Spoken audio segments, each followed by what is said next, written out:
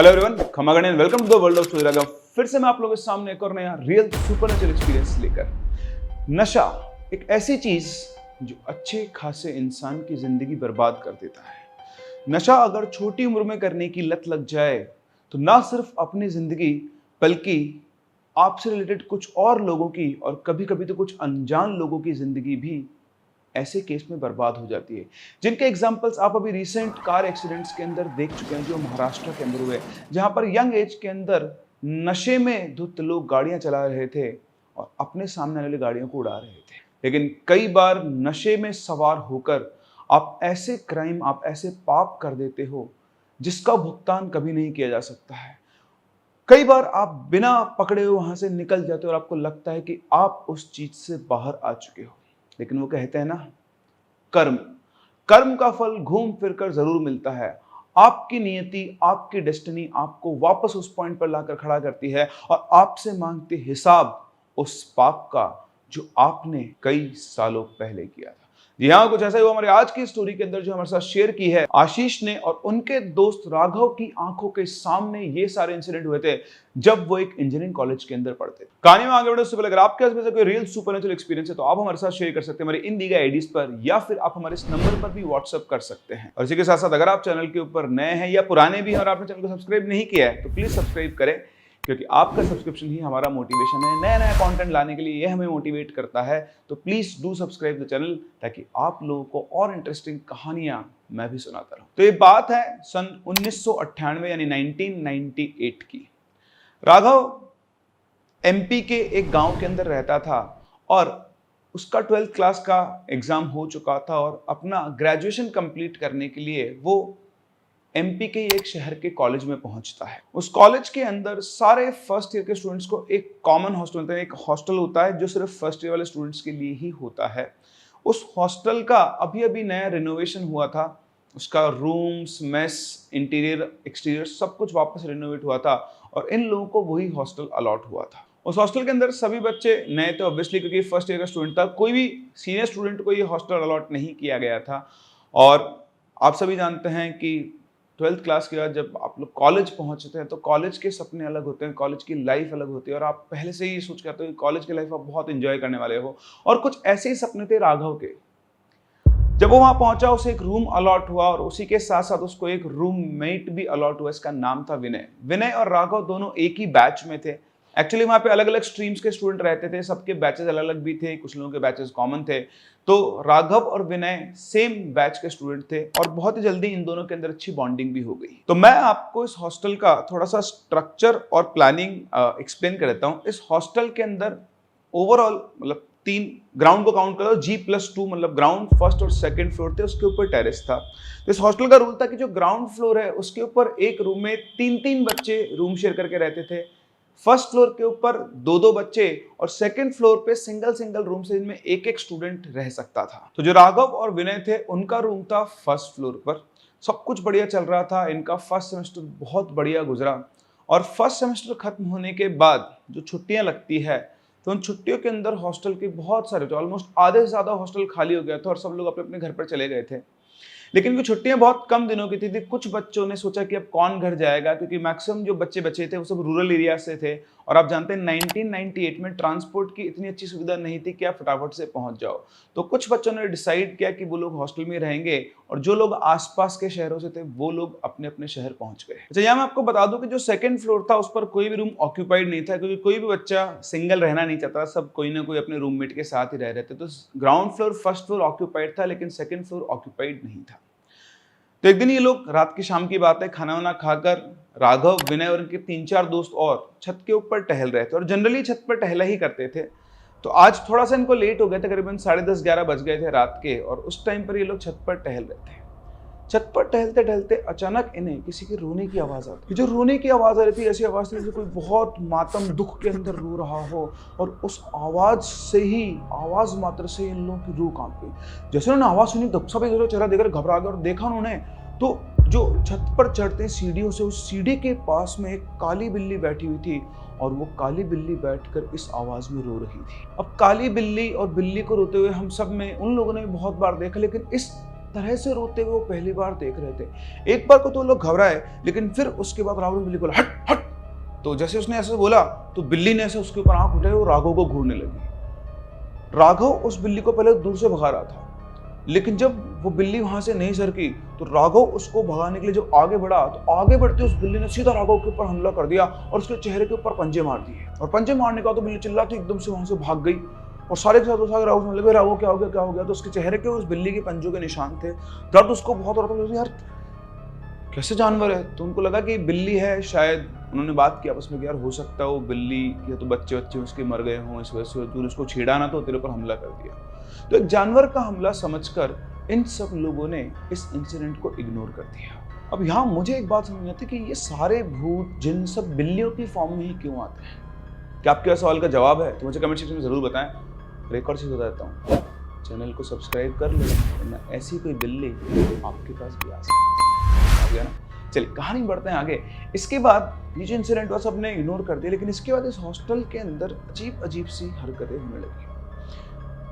एक रात की बात है, वो जो गार्ड था उस हॉस्टल का, वो रात को चक्कर लगा रहा था हॉस्टल के देखने के लिए। करीबन रात का 1 बजा होगा और वो फर्स्ट फ्लोर पे राउंड मार के वापस आ रहा था। तो उसे घूमते घूमते उसकी नजर सीढ़ियों पे पड़ी। तो उसे दिखा सीढ़ियों पे अंधेरा था, बहुत ज्यादा लाइटिंग थी, बहुत डिम रोशनी थी और उस रोशनी के अंदर उसे कोई फर्स्ट फ्लोर की सीढ़ियों के ऊपर बैठा हुआ दिखा। देखते हुए ऐसे दीवार के सामने खड़ा हो गया और फिर दीवार से ऐसे आंख निकाल उसने देखा तो उसे दिखाई दिया कि वहां पर कोई बैठा हुआ है। एक्चुअली वहां पर कोई बैठी हुई है। अपीयरेंस से और गौर से देखने पर उसे समझ में आ गया था कि यहाँ पर एक लड़की बैठी हुई है। अब आप समझे एक बॉयज हॉस्टल का गार्ड और उसे रात के टाइम पर सीढ़ियों पे एक लड़की बैठी हुई दिख रही है। उसको समझ में आ रहा था कि किसी ना किसी लड़के ने अपनी किसी फ्रेंड को हॉस्टल में बुला लिया है और आज तो वो उसको रंगे हाथों पकड़ेगा।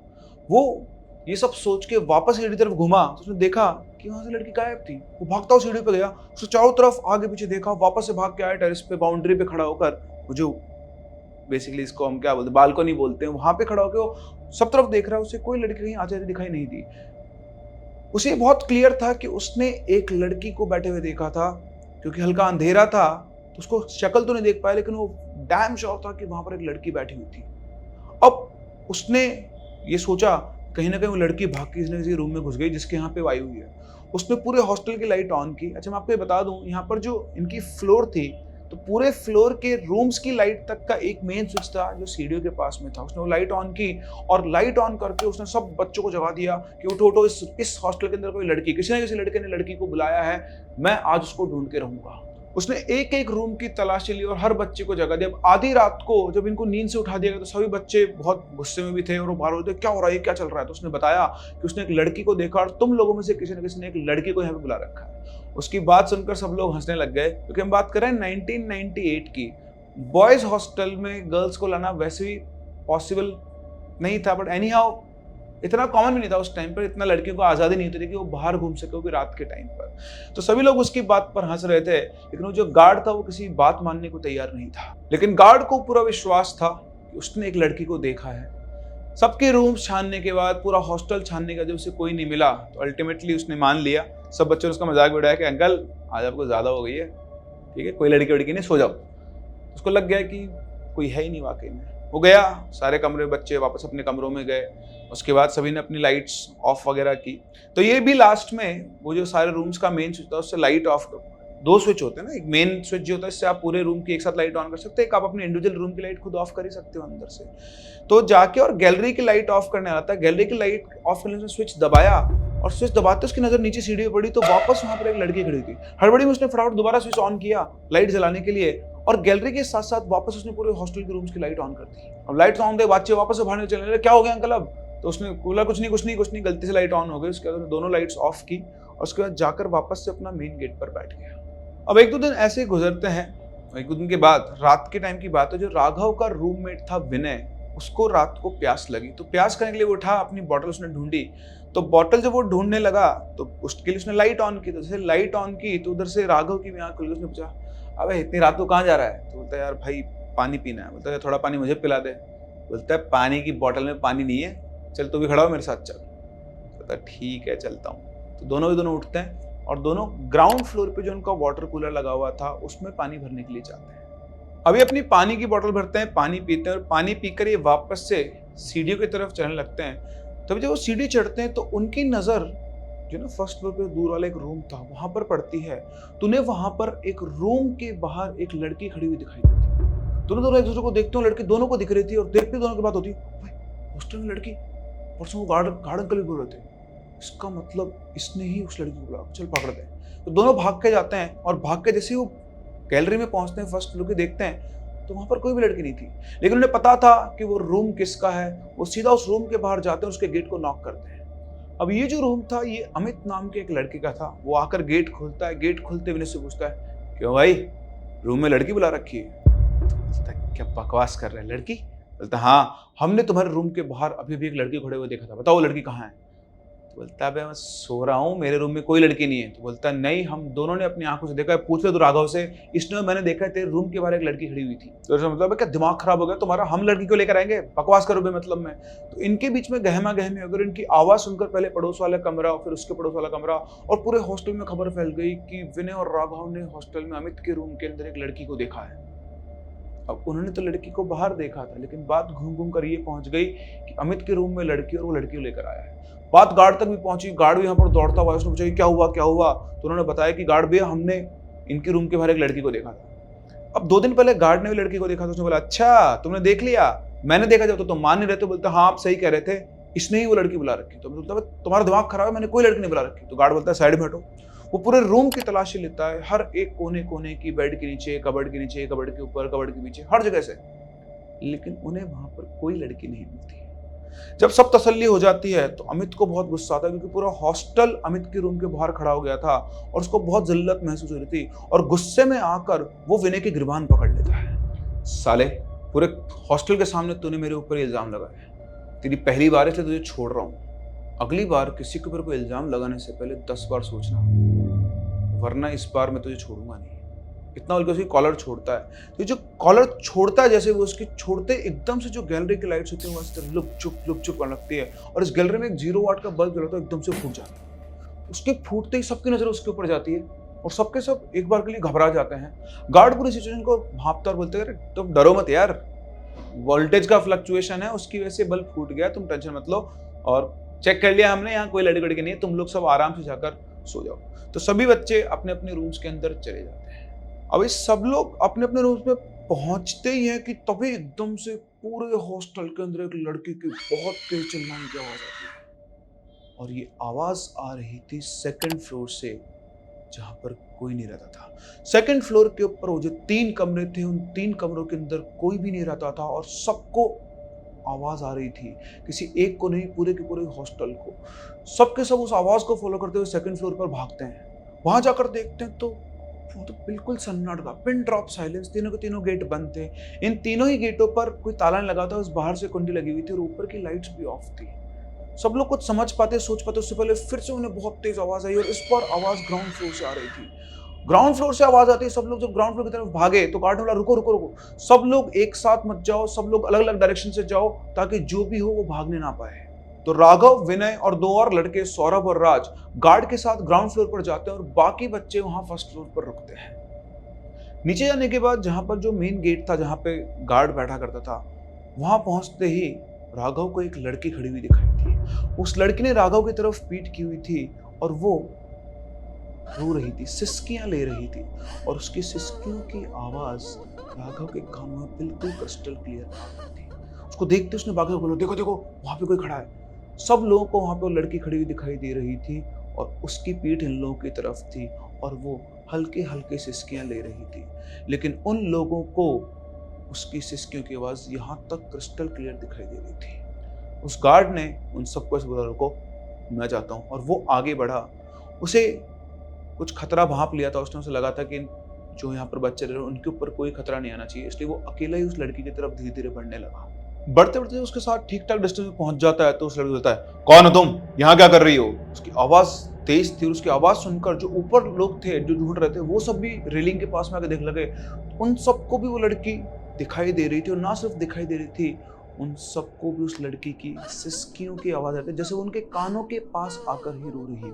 गार्ड उस लड़की के थोड़ा और करीब जाता है। उस लड़की ने ऐसे गर्दन झुका रखी थी, रो रही थी और रोते रोते धीरे धीरे उसने ऐसा चेहरा उठाया और ऐसे उसकी सिसकियां स्माइल में बदल गई। उसको देखते हुए वो गार्ड रुक गया और वो समझ गया कि ये कोई नॉर्मल लड़की नहीं है। उसने 2 कदम पीछे उठाए थे, लड़की एकदम उसकी तरफ घूमती है और घूम उसको बहुत तेज गुस्से से घूरती है। उसकी शक्ल को देखकर गार्ड की रूह कांप जाती है। उस लड़की की आंखें बिल्कुल लाल थे, सारा खून उसकी आंखों में उतर आया हो। उसके चेहरे के ऊपर बहुत सारे निशान थे, उसके चेहरे को किसी ने बुरी तरह से नोच लिया हो, बाल उसके बिखरे हुए हो। और गुस्से में देखते देखते एकदम से वो वापस से उठ के बच्चों की तरफ देखती है। तो जो फर्स्ट फ्लोर की रेलिंग से बच्चे देखते हैं वो उसको देखते हैं, सबके सब पीछे छुप जाते हैं और उसके बाद वापस से गार्ड की तरफ देखकर बहुत तेज चिल्लाती है। उसकी चीख की आवाज सुनते हॉस्टल के अंदर अफरा तफरी मच जाती है और जो ऊपर बच्चे थे वो सब भागते हैं और जिसके सामने जो रूम खुला मिलता है उसके अंदर घुस के गेट बंद कर लेता है। इधर से गार्ड भागना शुरू करता है, राघव विनय भी भागना शुरू करता है। जो 2 और साथ में थे सौरभ और राज, वो तो रोने लग जाते हैं और ये सबके सब एक कमरे के अंदर भागते हैं और भागते भागते गार्ड सबको बोलता है भागो सब हनुमान चालीसा पढ़ो, सब हनुमान चालीसा पढ़ो। और पूरे हॉस्टल के अंदर एक साथ बहुत सारे लोगों के हनुमान चालीसा पढ़ने की आवाज आना शुरू हो जाती है।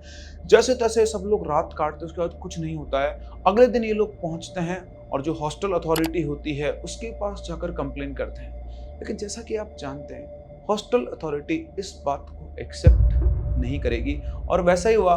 उन्होंने उन बच्चों को बोला कि ऐसा कुछ नहीं है, तुम लोग फालतू की बातें बना रहे हो। ज्यादा उन बच्चों से भी बोलते हैं कि तुम्हें हॉस्टल का नाम खराब करने की जरूरत है और गार्ड को बुला के उससे अलग से बुलाया जाता है कि फालतू की बातें मत करो, ये बात अगर तुमने और किसी से कही ना तो तुमको नौकरी से निकाल देंगे। उस टाइम पर नौकरियां भी इतनी आसानी से नहीं मिलती थी, बच्चे भी कहीं और शिफ्ट नहीं कर सकते थे, बीच सेशन में हॉस्टल छोड़कर वो कहाँ पर जाएंगे। तो इस तरह से मजबूरन उनको वहीं रहना पड़ता। लेकिन उस दिन के बाद ऐसा वहां पर कोई और इंसिडेंट नहीं हुआ और 2-3 दिन में छुट्टियां खत्म हो गई और बाकी सारे जो बच्चे थे वो भी छुट्टियों से लौटकर हॉस्टल में आ चुके थे और एक तरह से सभी लोगों ने इस बात को ऑलमोस्ट भुला दिया था। इसके बाद क्लास शुरू होती है, सब अपनी अपनी लाइफ में बिजी हो जाते हैं और क्लासेस शुरू होने के करीबन 2 महीने बाद इस कॉलेज के अंदर कॉन्वोकेशन था। कॉन्वोकेशन जहां पर जो बच्चे पास आउट हो जाते हैं उनको डिग्रीज दी जाती है। तो जो 2 महीने बाद कॉन्वोकेशन का प्रोग्राम हुआ उसमें से जो बच्चे पास आउट हो गए थे उन सबको बुलाया जा रहा था डिग्री डिस्ट्रीब्यूशन के लिए। और इसी सिलसिले में 3 लोग जिनका नाम प्रकाश, बादल और अजय था, ये लोग भी कॉलेज में आते हैं। ये लोग रिलेटिवली दूर रहा करते थे इसलिए कॉलेज में 2 से 3 दिन पहले ही आ गए थे। ये जो हॉस्टल था ये फर्स्ट ईयर वालों का हॉस्टल था, लेकिन ये तीनों इसी हॉस्टल में आए और ये तीनों जाकर जो ऊपर सेकंड फ्लोर के 3 रूम थे उनके अंदर सेटल हो गए। कोइंसिडेंटली कहो या फिर वो जानबूझकर वहां पर आए थे, क्योंकि जब ये लोग इस कॉलेज के अंदर थे तो इस हॉस्टल में वो जो 3 ऊपर वाले रूम है वो इन तीनों दोस्तों के थे। ये तीनों वहां पहुंचते हैं, इन्हें पता लगता है कि इस हॉस्टल को रिनोवेट कर दिया गया, जैसा पहले था वैसा नहीं है, बट इनका रूम ऑलमोस्ट वैसा ही था। और एक और बात इन्हें पता लगती है कि यहाँ पर सारे फर्स्ट ईयर वाले हैं। आप सोचो, आप हो पास आउट सीनियर और आपके हॉस्टल के अंदर सारे क्या हैं, जूनियर से फर्स्ट ईयर वाले। तो पहले तो उन्होंने सबको बुलाया, चलो भैया सबकी कॉल लगाते हैं, थोड़ी बहुत रैगिंग वैगिंग भी करेंगे और उसके बाद इनको बताएंगे कि भाई कॉलेज में क्या क्या है, इनकी खुद के किस्से होंगे। ऐसे हुआ तो इन्होंने सबको बुलाया, सारे जूनियर्स का इंट्रो लिया, थोड़ी बहुत रैगिंग वगैरह भी ली। तो पहला दिन इनका बहुत नॉर्मल गुजरा। उसके बाद अगले दिन भी ये लोग कॉलेजेस घूमे, अपना काम वाम किए, क्योंकि 1-2 दिन बाद के बाद वो फंक्शन था कॉन्वोकेशन का। तो सेकंड डे ये लोग घूम फिर कर अपना काम वाम खत्म करके रात को सो गए। तो रात को 3 बजे के आसपास बादल के रूम पर एक नॉक होती है। उसे उसकी आंख खुलती है और घड़ी में टाइम देखता है तो रात के 3 बजे हुए थे। सोचता है इतनी रात को कौन आया है। वो उठकर जाता है, जाने लगता है कि तभी दोबारा नॉक होती है। तो एक और बार नॉक होती है, बोलता है आ रहा हूँ यार, नाटक मत करो। वो पहुंचता है और जैसे और एक और कदम बढ़ाता है फिर से वहां पर नॉक होती है। तो थोड़ा जल्दी जाकर गेट खोलता है और गेट खोलते देखता है तो वहां पर कोई भी नहीं था।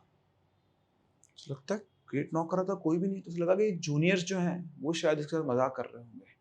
वो गेट बंद करके वापस से घूमता है जाने के लिए, तभी घूमते ही वापस से गेट पे नॉक होती है और नॉक होते ही वो मुस्कुराता है और तक अब जो भी वो पकड़ा जाएगा और घूमकर वो गेट खोलता है। और जैसे ही वो गेट खोलता है एकदम से उसकी बहुत तेज चीख निकलती है और सीधा जमीन के ऊपर गिर जाता है। और जमीन पर गिरकर वो जैसे जिस किसी चीज आपने कुछ ऐसा देख लिया जो आपने कभी उम्मीद नहीं की, उसे डर से बुरी तरह से फड़फड़ाने लगता है जमीन के ऊपर। उसकी चीख की आवाज सुनकर उसके पड़ोस में जो प्रकाश रह रहा था वो भागता हुआ आता है और आकर देखता है तो देखता है कि नीचे बादल पड़ा हुआ है, उसकी आंखें डर के मारे फटी हुई है और वो बुरी तरह से घबराया हुआ है, ऐसे शिवर कर रहा है। उसने पूछा अबे क्या हो गया बादल, तेरे को क्या हो गया है, ऐसा क्यों चिल्लाया तो एकदम से। तो उसके पास आके बोलता है वो आ गई, वो आ गई।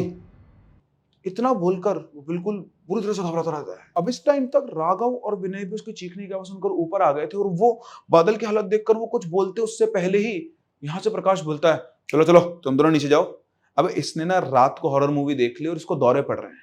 अब राघव और विनय वहां से तो उसके सामने चले जाते हैं, लेकिन इन दोनों का माइंड था सीआईडी वाला, कुछ तो गड़बड़ है गया। तो ये चुपचाप जाकर छुप जाते हैं, मतलब सीढ़ी के पास जाकर वापस घूम जाते हैं और चुपचाप इनकी बातें सुनते हैं। अब इनके घूमते ही वापस से वहां पर प्रकाश बोलता है, भाई क्या हो गया, क्यों चिल्ला रहा? तो बोलता है, यार वो वापस आ गई है, वो हम लोगों को मार देगी, वो आ गई है। तो प्रकाश बोलता है, पागल हो गया है क्या, वो कैसे आ सकती है? इतनी बात उन्होंने सुनी, तभी उनके पास में अजय आ जाता है, बोलता है, हाँ क्या हो रहा है? उसको देखकर वो दोनों नीचे भाग जाते हैं और अपने रूम के अंदर घुस जाते हैं। उसके बाद क्या हुआ क्या नहीं किसी को नहीं पता। अगले सुबह सब लोग अपने अपनी क्लासेस में चले जाते हैं। मॉर्निंग दिन के टाइम के आसपास क्लासेस चली रही होती है कि तभी पूरे कॉलेज के अंदर खबर फैलती है, और खबर आग की तरह फैलती है। खबर ही कुछ ऐसी थी, पूरे कॉलेज में ये बात फैल गई थी कि उस हॉस्टल के अंदर जहां पर वो तीनों लोग रुके थे, बादल की छत से गिरकर ऑन द स्पॉट डेथ हो गई है। पूरा कॉलेज इस न्यूज़ से दहल जाता है, क्लासेस ऑफ कर दी जाती है। सभी बच्चे उस हॉस्टल में पहुंचते हैं जो फर्स्ट ईयर वाले वहाँ रहते थे। पूरे हॉस्टल के अंदर सन्नाटा फैला होता है। करीबन 30 लड़के वहाँ पर रह रहे थे, लेकिन एक आवाज़ नहीं थी। एक सिक्का गिरा हो तो पूरे हॉस्टल के अंदर गूंज सकता था। और सबसे ज़्यादा हालत अगर किसी की खराब थी तो वो थे प्रकाश और अजय। उनके चेहरे पर एक अलग सा ही डर और खौफ दिखाई दे रहा था, क्योंकि कॉन्वोकेशन की सारी तैयारियां हो चुकी थी और उस टाइम पर सच इतने मोबाइल्स वगैरह नहीं होते थे कि किसी को भी इन्फॉर्म किया जाए। तो कॉन्वोकेशन का तो वो होना ही था जो था अगले दिन, लेकिन कोई क्या कर सकता था। बादल की बॉडी को उसके घर भिजवा दिया गया। उसके बाद प्रकाश और अजय वहीं रुके हुए थे और वो रात को सोने के लिए राघव और विनय के रूम में ही आ जाते हैं, क्योंकि उन्हें अकेले वहां बहुत डर लग रहा था। विनय और राघव भी उनको अपने रूम में रुकवा लेते हैं, क्योंकि वो तो वैसे भी रात भर जाग के पढ़ते थे। और जो इंसिडेंट हुआ और दूसरा इनका दोस्त की डेथ हुई थी, तो ये बहुत दोनों सदमे में होंगे। तो इनको संभालने के लिए भी वो लोगों को लगा कि यार ये अपने यहाँ आ रहे हैं, कोई बात नहीं, इनको आज अपन सपोर्ट कर लेते हैं। रात के करीब 1 बज रहे होते हैं, तभी इनके डोर पर नॉक होता है। उधर अजय और प्रकाश बेड पर सोए हुए थे। नॉक की आवाज सुन के राघव उठता है और गेट खोलने जाने वाला था, तभी अजय से बोलता है कि नहीं नहीं, गेट मत खोलना। तो बोलता है, कोई बात नहीं, बार बार नॉक हो रहा है, लगातार उसके ऊपर नॉक हो रहा था। तो नॉक की आवाज से राघव जाता है और गेट खोलता है। जैसे वो गेट खुलता है तो वहां पर नीचे के फ्लोर पर रहने वाला सुमित खड़ा हुआ था, जो राघव से बोलता है, यार भाई एक अर्जेंट काम है तुझसे, 2 मिनट के लिए रूम पे आ जा। तो बोलता है कि क्या होगा? बोले यार किसी चीज में अटक गया हूँ, तू आ जा। तो बोलता है ठीक है मैं चलता हूँ। तो राघव उसके साथ चला जाता है। इधर विनय उठकर गेट बंद कर देता है। सुमित को देखकर अजय और प्रकाश दोनों की जान में जान आती है और वो वापस से लेट जाते हैं, मतलब सो जाते हैं अपनी आंख बंद करके। और भी शायद 2 या 3 मिनट हुए थे कि वापस से गेट नॉक होता है और नॉक के साथ साथ बाहर से राघव की आवाज आती है, विनय मुझे कुछ काम है यार, 2 मिनट के लिए नीचे आना, मैं नीचे जा रहा हूँ। इतना बोल के विनय जाता है। इधर ये दोनों भी उठ जाते हैं। विनय फिर से गेट खोलता है और गेट खोलते उसको नीचे सीढ़ियां उतरते हुए राघव दिखाई देता है। तो उनसे बोलता है कि सर मैं आ रहा हूँ, सीनियर्स को जो भी बोलते होंगे वो 2 मिनट में आ रहा हूँ। वो राघव ही जा ही रहा है। और इतना बोल के बस वो गेट बंद करके और निकल जाता है। विनय राघव के पीछे जाता है और उसको आवाज देता है, राघव अबे क्या हुआ बता दो दे। राघव उसको जवाब देता है, बस वो चलता रहता है। चलते चलते अचानक से अंधेरे में वो कहीं गायब हो जाता है। वो पहुंचता है, देखता है कि राघव गया कहाँ, चारों तरफ देखता है और जैसे अपने रूम पे जाने के लिए घूमता है तो उसकी आंखों के सामने से राघव जो था वो बाथरूम में से बाहर निकल के आ रहा था, वॉशरूम में से। और विनय को देखते बोलता है, अबे तू यहाँ क्या कर रहा है? विनय कंफ्यूज बोलता है, कैसी बात कर रहा है, तू मुझे बुला के लाया और मुझसे पूछ रहा है कि मैं क्या कर रहा हूँ? तो बोलता है, मैं तुझे क्यों बुलाऊंगा? बोले अभी तो तू रूम पे आया तो मुझे बुलाने। बोलता पागल है। वो ये डिस्कस करे होते तभी उन्हें एकदम से बहुत तेज प्रकाश और अजय की चीखने की आवाज आती है। और आवाज सिर्फ उन्हें नहीं, पूरे हॉस्टल को आती है। सारे बच्चे और ये राघव ने दोनों भागते हैं अपने रूम की तरफ। सब लोग वहां रूम पर पहुंचते हैं और वहां का हाल देखकर सब लोगों की हालत टाइट हो जाती है। वहां पर प्रकाश खून से लथपथ पड़ा था, उसके सिर से खून बह रहा था, क्योंकि ऊपर जो पंखा लटका हुआ था रूम का वो सीधा उसके सिर के ऊपर आकर गिर गया था। और पड़ोस में अमित जो था वो बेहोश पड़ा हुआ था। पूरे कॉलेज में सनसनी फैल गई थी।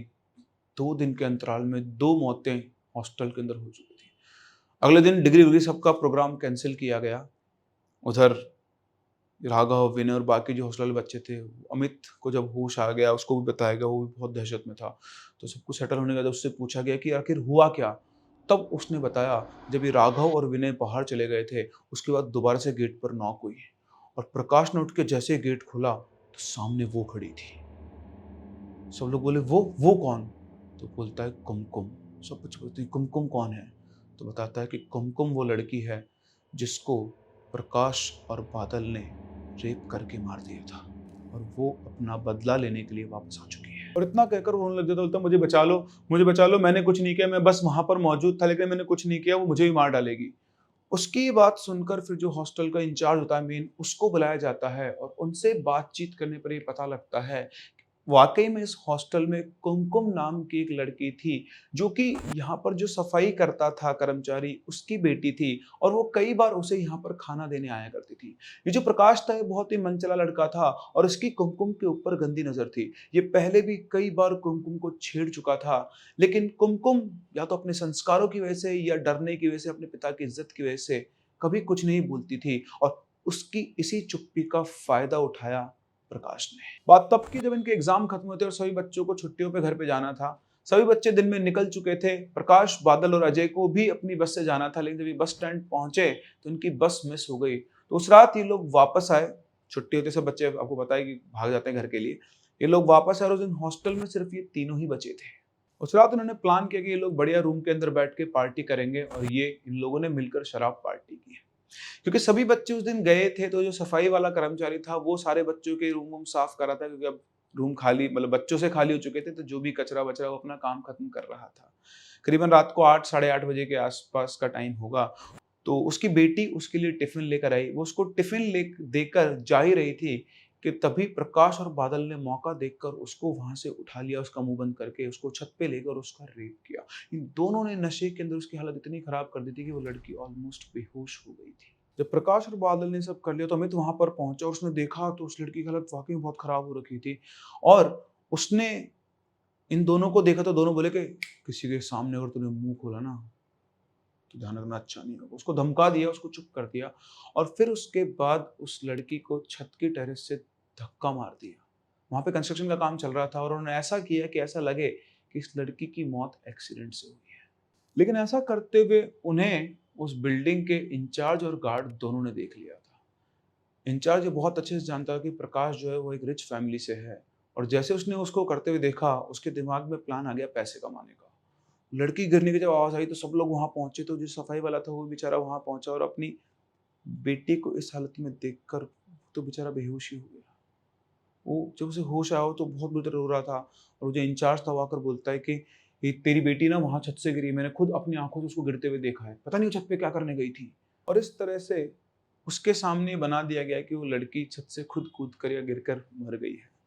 हॉस्टल का पूरा वो बैठा एडमिनिस्ट वगैरह सब, उन्होंने उस वर्कर को कुछ पैसे दिए कि भाई तेरी बेटी का लॉस हो गया, ये दिखा कर के वो उसके ऊपर उपकार कर रहे हैं। उस बेचारे को तो पता भी नहीं था। उसके बाद उससे ये भी कह दिया गया कि इस बात को यहीं दबा देना, बाहर नहीं जाना चाहिए वरना हॉस्टल का और कॉलेज का नाम खराब होगा। उसको अच्छे खासे पैसे दे दिए गए और बात वहीं की वहीं दबा दी गई। फिर बाद में पुलिस आई तो उससे पूछा तो उसने खुद ही बोल दिया, क्योंकि ये लोग उसकी बहुत ज़्यादा, उसको ऐसा लगा था कि मेरी बेटी के जाने बाद मेरी कितनी मदद कर रहे हैं ये। तो उस एहसान तले तक उसने बोला कि हाँ साहब, मेरी बेटी खुद ही कुछ ऊपर किसी काम से गई होगी, पता नहीं क्यों गई थी और वो फिसल के गिर गई और उसकी मौत हो गई। मुझे कोई कंप्लेन वम्प्लेन नहीं लिखा था, मुझे किसी के ऊपर कोई शक नहीं है। तो ना कोई पोस्टमार्टम हुआ, ना कुछ हुआ और इस तरह से कुमकुम की मौत हो गई। लेकिन कुमकुम वापस आई और जो-जो लोग इसमें इन्वॉल्व थे उन सबके साथ उसने बदला लिया। सबसे पहले वो गार्ड, जो गार्ड वहाँ पर वाला था उस दिन, उस गार्ड की एक्सीडेंट में मौत हो चुकी थी और जो नया गार्ड था वो उसी गार्ड की जगह आया था और शायद इसीलिए वो सबसे पहले उस गार्ड को दिखी कि वो चेक करने आई थी कि कहीं ये वही है या कोई और है। उसके बाद दूसरा नंबर, ये जो इंचार्ज जिनसे इनको पूरी स्टोरी पता लगी, उस इंचार्ज को पैरालिसिस हो चुका था। उन पैसों से वो अपनी लाइफ को एन्जॉय करना चाहता था, पर उसने उसकी ज़िंदगी को ही नर्क बना दिया। तीसरा नंबर लगा बादल का और चौथा नंबर लगा प्रकाश का। अजय को उसने कुछ भी नहीं किया क्योंकि अजय इस क्राइम में इन्वॉल्व नहीं था। उसने अजय को सिर्फ डराया था और राघव और विनय का एक छलावा बनकर वो आई थी ताकि वो इन दोनों को रूम से बाहर निकाल सके। अब पूरे हॉस्टल को, इस हॉस्टल की कहानी, मतलब हॉस्टल के बच्चों को पूरे हॉस्टल की कहानी पता लग चुकी थी। ऑल्दो उन सबको पता था कि उसने अपना बदला ले लिया और अब शायद वो वापस कभी नहीं आएगी, लेकिन किसी में भी इतनी हिम्मत नहीं थी कि वो उस हॉस्टल में रुक सके। सारे बच्चों ने मिलकर हॉस्टल वालों से बात की, मतलब जो इनका एसोसिएशन था, जो भी वो इंचार्ज होता है, उन सबसे बात की और इनको हाथों हाथ नेक्स्ट डे ही दूसरे हॉस्टल के अंदर रूम्स अलॉट कर दिए गए। खबर चारों तरफ फैल चुकी थी कि इस हॉस्टल के अंदर ये सब कुछ हुआ है और ये हॉस्टल हॉन्टेड है। उसके बाद उस हॉस्टल को दोबारा कभी किसी को अलॉट नहीं किया गया और वो एक वीरान खंडर में अब तक बदल चुका है। लेकिन आसपास रहने वाले लोग, क्योंकि वहाँ पे लोग तो रहने लगे हैं, वो आज भी बताते हैं कि कई बार रात में इस बिल्डिंग से, इस वीरान खंडर से किसी के चिल्लाने की आवाज़ आती है। किसी एक के नहीं, बहुत सारे लोगों के चिल्लाने की आवाज़ें आती है। क्योंकि जिन्होंने हमसे स्टोरी शेयर की है उन्होंने नाम डिस्क्लोज करने से मना किया, इसलिए मैं इस लोकेशन को तो आपको नहीं बता सकता हूँ। लेकिन ये हुआ राघव के साथ जब वो अपने कॉलेज में थे और इस तरह से कुमकुम ने वापस आकर अपनी मौत का बदला लिया उन दो दरिंदों से जिसने उसका इतना बुरा हाल किया था। इस पूरी कहानी को अगर हम कंक्लूड करें तो हमें यहाँ पर दिखता है कि कई बार जो स्पेशली गर्ल्स हैं उनके साथ जब कोई छेड़खानी करता है, ज्यादती करता है, तो वो लोग चुप रहती हैं, वो अपनी फैमिली में नहीं बताती हैं, वो इज्जत के मारे, डर के मारे इन बातों को दबा लेती है। लेकिन ऐसा उनको बिल्कुल नहीं करना चाहिए। कभी अगर ऐसा लाइफ में उनके साथ होता है तो उनको अपना स्टैंड लेना चाहिए। अगर वो बिल्कुल सही है तो उन्हें घबराने की जरूरत नहीं है और ये बात उनको अपनी फैमिली से शेयर करनी चाहिए। अगर कुमकुम अपने पिताजी से ये बात शेयर कर देती तो शायद उसकी जान बच सकती थी। प्रकाश और बादल ये सोचकर कि कॉलेज से निकल गए थे, जो हुआ वो किसी को पता नहीं चला, सारी बातें दब गई है। बट ऐसा नहीं हुआ। कहते हैं ना, कर्म का फल तो आपको यहीं पर मिलता है। तो ये थी हमारी आज की कहानी। हम लोग मिलते हैं अपनी अगली स्टोरी में। तब तक के लिए keep loving and keep listening.